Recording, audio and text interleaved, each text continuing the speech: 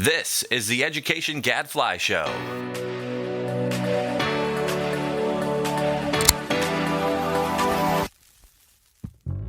Welcome to the Education Gadfly Show. I'm Stephanie Disler, producer of the show. This week, we're doing something a little different. No guest, just Mike on the mic, reflecting on what's happening across the education reform landscape. Then, on the Research Minute, Adam looks at a study on 4-day school weeks and whether the policy helps with teacher recruitment and retention. All this and more on the Education Gadfly Show, starting now. Hello, this is your host, Mike Petrilli of the Thomas B. Fordham Institute, here at the Education Gadfly Show and online at fordhaminstitute.org. And now, please welcome our special guest for this week, me. Yes, that is right. We have decided to try something new this week, which is a solo Education Gadfly Show. The first time I have ever tried this in almost 20 years of podcasting. But inspired in part by Jonah Goldberg, whose Remnant podcast I like very much. For those of you that don't know, Jonah Goldberg's a big deal on the sort of neocon right. I would say never Trump right, but he doesn't call himself that, but he comes close. And he does an amazing job writing, podcasting, and he does once a week a solo podcast where him and the mic, and he rambles, and he does a show all by himself. And I think it works pretty well. And I've thought to myself, boy, I wonder if I could do that also. So here's my attempt at trying. Let me know what you think. Tell us if this works well for you. Some of you may say, well, this makes sense because, it's just been a ruse all these years when Mike has a guest on and then barely lets them talk, or asks David a question and then shuts him up after just, 2 seconds. So now I can just ramble on without anybody else getting in the way. Isn't that fun? So we're going to try that and we'll see how it goes. And I have 2 topics in mind, but again, we'll see where things lead. Those 2 topics relate to private school choice, and then the second one relates to education reform writ large and whether it has scaled successfully. Both cases, these are jumping off of some recent articles that have been getting a lot of attention online, out there getting some buzz. So let's jump into that on Ed Reform Update. Okay, like I said, first topic is around private school choice. And this was a case where something really made me mad this past week. And they always say to writers, the best thing that you're ever going to write is when something makes you mad. Maybe the same thing happens with podcasting. It was a headline in the 74, an outlet that I really like. And I think on the whole, they do an excellent job. And the article itself, I didn't think was so bad. It was relatively balanced by Linda Jacobson. She does an excellent job. But the headline, which they also used in their daily newsletter, really drove me crazy. So let me repeat it here. It is, quote, Maine case opens, new battleground for school choice, the right to discriminate. The right to discriminate. That word, discriminate, really made me mad. And it's not that word is completely inappropriate. As we can discuss, there is an issue here that the issue is about whether schools can use their admissions policies and choose to not admit kids from different faiths, different religious faiths, or in some cases, kids who are LGBTQ or come from gay families. And as somebody who supports gay rights, but also supports school choice, this is an issue I have wrestled with for a long time. Discriminate, that word, in my mind, though, is demagoguing the issue. It is a fighting word. It is something that certainly opponents of school choice use to try to shut down the conversation. And so I didn't think it was fair to put it in that headline. Plus, let's discuss a few other things. A new battleground for school choice. This has been an issue for decades. I mean, ever since private school choice has started, back in Milwaukee and Cleveland, and certainly ever since Zellman said that you could include religious private schools in these private school voucher programs, this has been an issue that you've got to wrestle with, is do you allow private schools to use their admissions policies or not. So this isn't new. Now, the issue here in Maine is about whether these tuitioning schools, the private schools that parents can now choose, because there's no high school in their own little tiny town.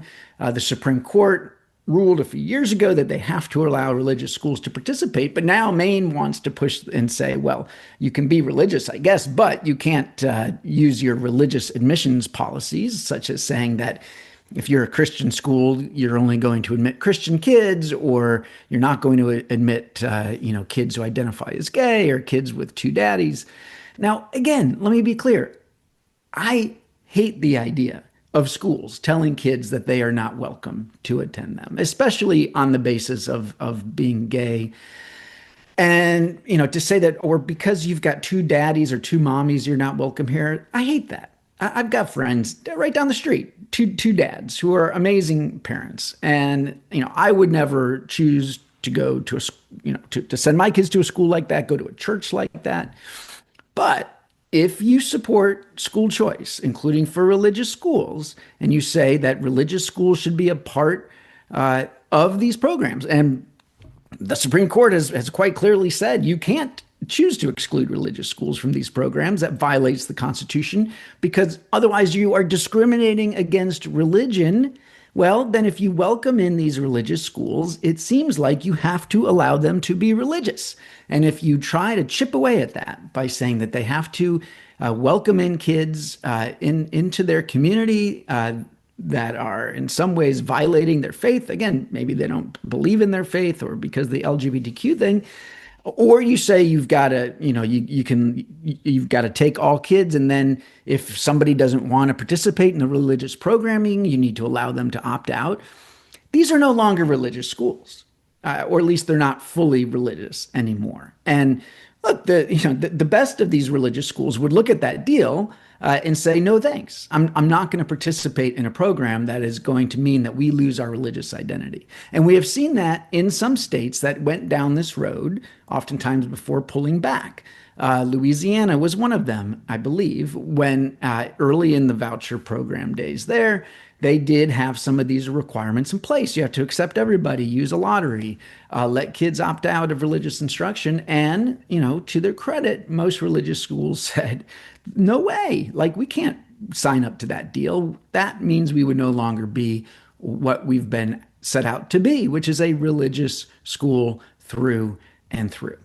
Okay, so this is a dilemma. It's not a new battleground. And again, is it discrimination? Think about that word. When I think about the charter school debate, I often hate seeing headlines that say, charter schools are more segregated than traditional public schools.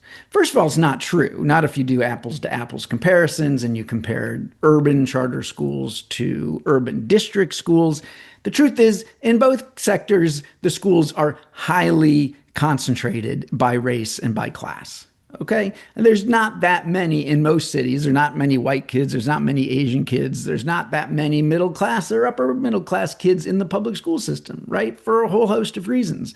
And so, yeah, most charter schools in cities are very highly likely to be mostly Black and or mostly Hispanic, just like the traditional public school system. Okay. But do we really think that when you're talking about, let's say, an all-Black charter school that Black families have chosen to send their kids to, that is, quote, segregation?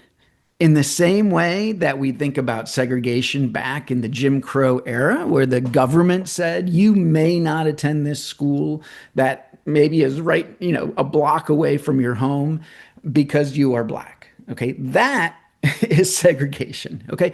Or even in traditional public schools where you say you can't attend this school because the attendance boundaries have been drawn in such a way that you are excluded. And so the housing, this boundary system, the housing system, that is leading to segregation. But when parents have choice and parents are choosing to send their kids to schools that are mostly Black, okay, especially if they're in a situation where they have other choices, where they could send their kids to schools that are more integrated, is that segregation? Same question here. Is this discrimination, what these private schools are doing, or is the truth that there's two kinds of discrimination. Either you're discriminating against kids who are maybe not of the same faith, let's say, or these programs have to discriminate against religious institutions. They are discriminating against religion. It's so freaking complicated. Now, last point on this one. I will admit that I feel much more comfortable taking the pro-school choice argument on this one when we are talking about poor kids of color, as we were for most of the time in the school choice movement. If we were talking about how do we get more Black, inner city, low income kids into Catholic schools in New York City, in Los Angeles, in Chicago, because their traditional public schools were terrible, and the Catholic schools, by all accounts, were at least pretty good. Maybe not great. We didn't really know for sure, but by all accounts, pretty good, certainly safer, certainly higher expectations. Then that made sense. And if on the flip side, some of those Catholic schools, didn't accept all kids because of religion or LGBTQ stuff, again, I don't love it. But for the sake of those poor Black kids, I thought that was a trade-off that made sense. Well, we're in a very different place now. Now we're talking about universal school choice. Now we're talking about private schools that may serve very few poor kids and very few poor Black or Hispanic kids, and asking whether we are okay with that, with public dollars going to schools like that, and public dollars going to schools like that then discriminate not just on the basis of class or maybe on race. That's illegal. But maybe there's just not a lot of Black and Hispanic kids in these former segregation academies in the South, right? And they're now discriminating on the basis of the LGBTQ stuff. So, when I'm picturing an inner city Catholic school, mostly in the North, versus a former segregation academy in the exurbs of Nashville or Houston or Charlotte, I'll admit I have different feelings about that. And I start to feel like the moral trade-offs feel differently. I mean, the reason we are okay with private school choice is because we're trying to open doors of opportunity, especially for kids that don't have them. If that goes away, if that's no longer the argument, if now it's just about letting parents choose whatever they want, then I think this starts to be a harder sell, even to me, that the schools, those private schools that are getting the money, should be able to get, especially a lot of taxpayer dollars, and be able to exclude a whole bunch of kids from entering. That starts to feel more iffy to me. So that's where I'm at. But you see where I started, where I ended up. I don't like that word. Discrimination. Got it? The 74? All right. What else? Well, there was another article that also pissed me off. I won't, in this case, blame the author too much. Mike Goldstein over at Education Next wrote a really smart article where he looked at a recent interview that John Arnold gave with the folks over at Marginal Revolution, and kind of try to figure out what it meant for education reform. Because unfortunately, John Arnold, who, if you don't know, billionaire, who has been a big supporter of a lot of education reform stuff over the years, young guy. I mean, he could be one of these guys that got rich really young. I think he might be my age or a little younger. I said that people my age are young. So young for a billionaire philanthropist. How about that? But he gave a couple of quotes that were throwing a lot of shade on ed reform. It didn't make me feel great. There's some pockets of truth to it, so let's talk about it. So let me read you one of the quotes. I think the ed reform movement has been, as a whole, a significant disappointment. I think there have been isolated pockets of excellence. It's been very difficult to learn how to scale that. I think that's largely true of many social programs, or many programs that are delivered by people to people, that you can find a single site that works extraordinarily well because they have a fantastic leader, and that leader might be able to open up a few more sites. But then when you start to scale it to 50 sites and start to go across the nation, it all reverts back to what the whole system is providing. Ugh. Now, I just don't get what kind of scale he might be talking about. Because when I look out there, especially at the charter school movement, I see what to me looks like tremendous scale after a relatively short amount of time and still a lot of excellence. I look at KIPP, I look at IDEA, Success Academy, and you can keep going on down the list, the kinds of groups that the Charter School Growth Fund has supported over the years that are still delivering great results and doing it for tens of thousands of kids, right? They've at least achieved the scale of some of our, say, medium-sized school systems. In KIPP's case, over 100,000 kids. That's a large school system. That seems to me to be large scale. Now, yes, we're comparing that to a country where we have 50 million school-age children. So maybe that's the difference. I look at something that's, making a big difference for hundreds of thousands, maybe millions of kids as scale. Maybe in John Arnold's mind, that's still not enough. Okay, and it's certainly true that some of those charter networks, the shine is off the apple. We know from the Stephen Wilson book and others that during the 2010s, during the Black Lives Matter movement, some of those schools took the eye off the ball in terms of student achievement, closing achievement gaps, high expectations, and some of that had a real negative impact on outcomes for kids. It is also the truth that those schools are really good at moving the needle on student achievement. And it is harder to move the needle on other long-term outcomes like college completion, but they have moved the needle. And to me, that's something that's impressive. And again, this might be where I'd want to argue for incremental change versus transformational change.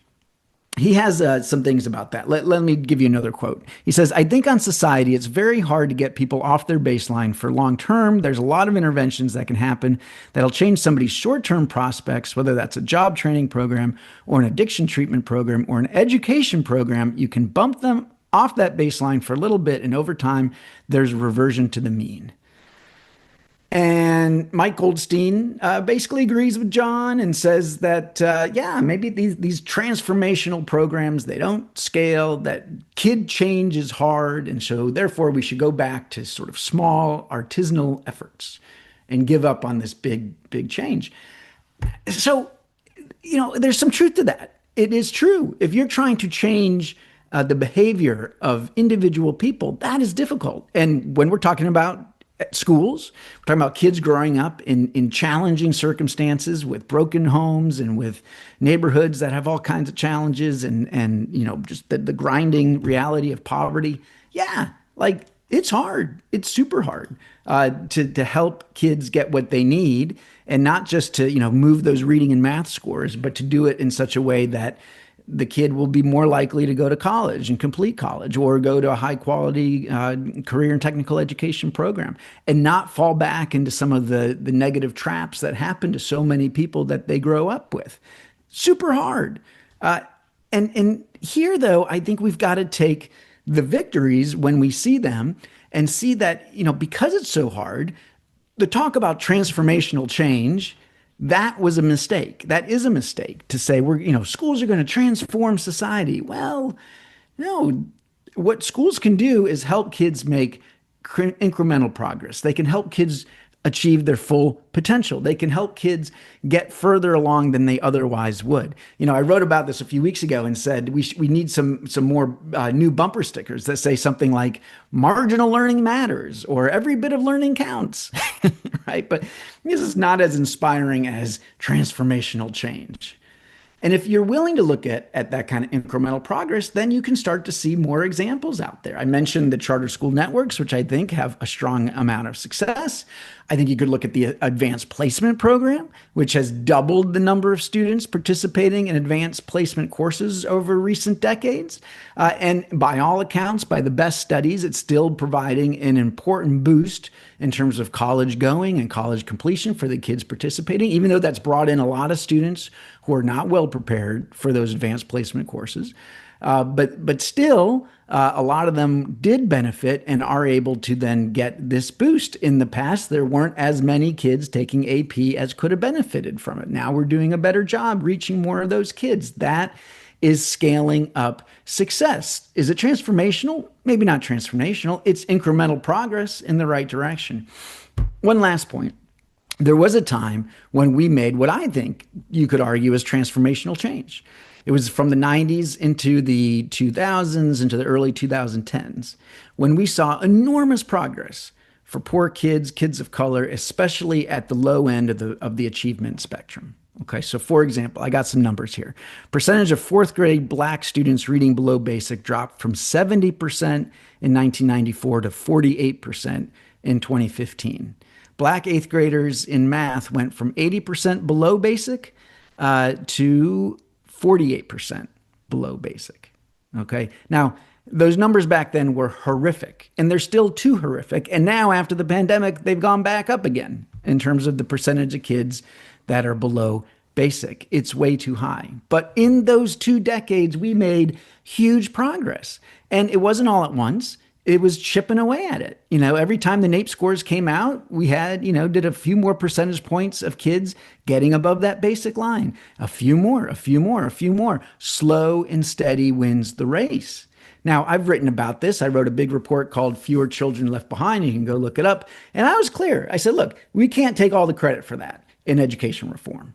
We had some real tailwinds at our back that were helping. Child poverty rates were going down, especially in the Black and Hispanic communities, maybe because of welfare reform in the 90s, surely because of the strong economy in the 1990s, right?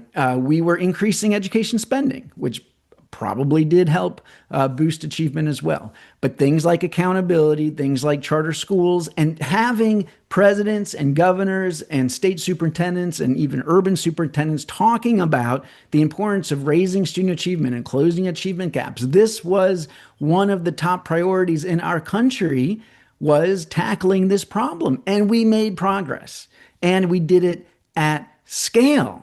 All right. And it may not have been one thing. It was a whole bunch of things working together. And I think even the zeitgeist of the time of having all these leaders talking about this and pushing on this made a difference. So I would say to John Arnold, please do not give up on education reform. Please don't buy this argument that we can't make change scale. We may not be able to work miracles at scale. That part is true. But we can make progress, and we would love, we made that huge progress we made from, say, mid-90s to mid-2010s. I would love to have that back. We need to do that now from the mid-2020s to the mid-2040s. And if we do that, it will have real impact for kids. That generation of kids, their college-going rates went up significantly. Okay. Again, you could say transformationally for Black and Hispanic populations, especially. Certainly their high school graduation rates went up. We need to get back to that kind of thing. It's not going to be one thing. It's going to be 100 different things, some of which we can pick up in evaluations and show that they're working. Other things which it may not be easy to show are working. We got to get back to that effort, and we can't give up hope. So there you have it. That's my spiel. That is Ed Reform Update for this week. And now it's time for everyone's favorite, Adam's Research Minute.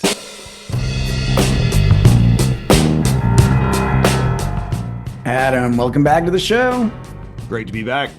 And great to see you with your Oklahoma City Thunder hat on. Congratulations to your OKC Thunder, NBA champions. Must feel good. It was great. It was good. We had the girls and I were marching around the neighborhood, and it was waking up all the neighbors. It was great. That's fantastic. Fun. That's great. Well, Brandon Brown, who was on a few weeks ago, big Indianapolis Pacers fan. I saw him on social media saying great things about his team. I'm sorry they didn't pull it out, Brandon, especially. So, it's always a shame to see it the way it went down with that injury to their star player.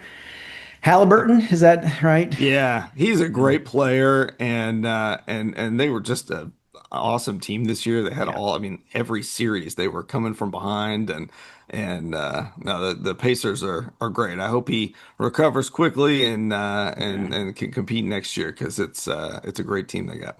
Yeah. Well, as somebody who grew up in St. Louis, which is a small market when it comes to baseball, and yet a fantastic baseball city, I'm glad to see these two small market cities get so much attention. And yeah, it's awesome. Good for OKC. All right. Well, time to turn the table from sports to education. What do you have for us We this have to. week?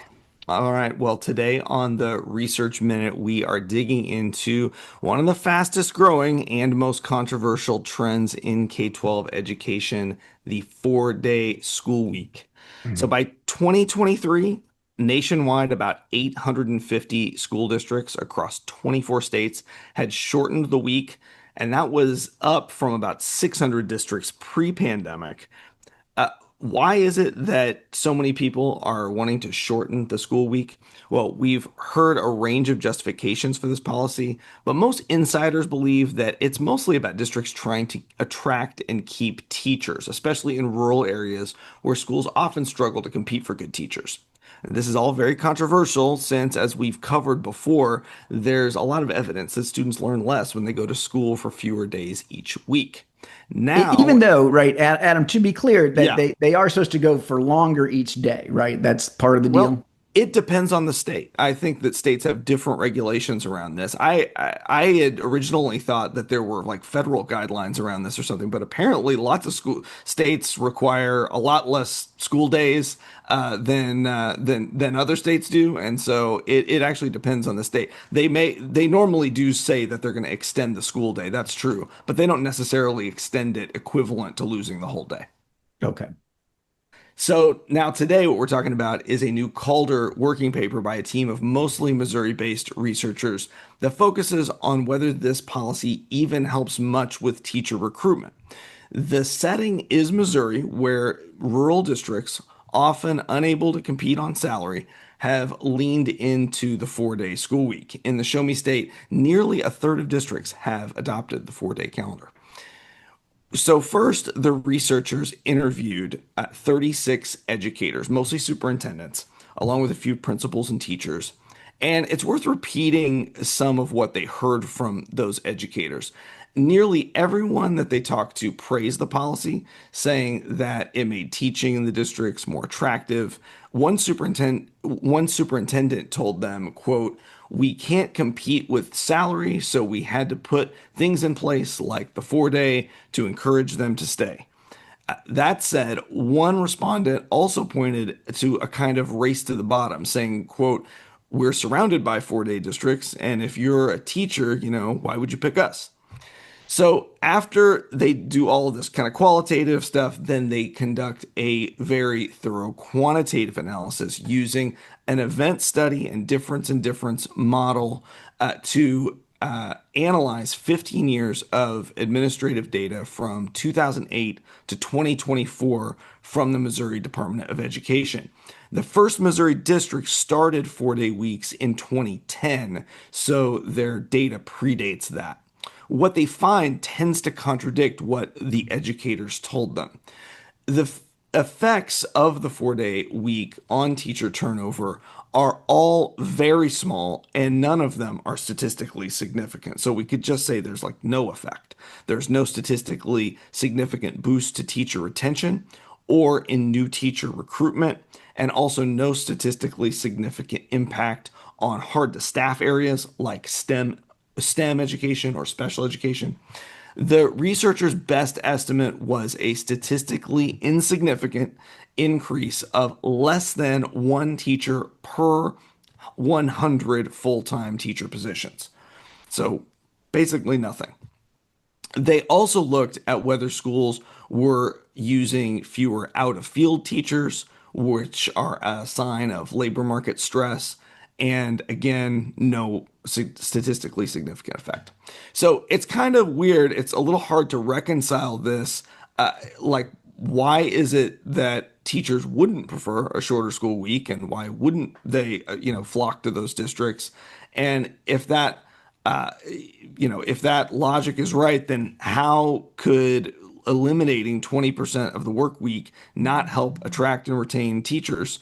And especially when all the superintendents are saying that that's what's happening. So they, opine on this a little bit. They don't really have an answer, but they suggest that maybe teachers really do like the 4-day school week, but it's just not enough for them to really change their job decisions. They also, say that it could be that other things are happening around their area. So while they think things have gotten a lot better in their district, maybe it's also happening in neighboring districts, and that's kind of muddying the waters.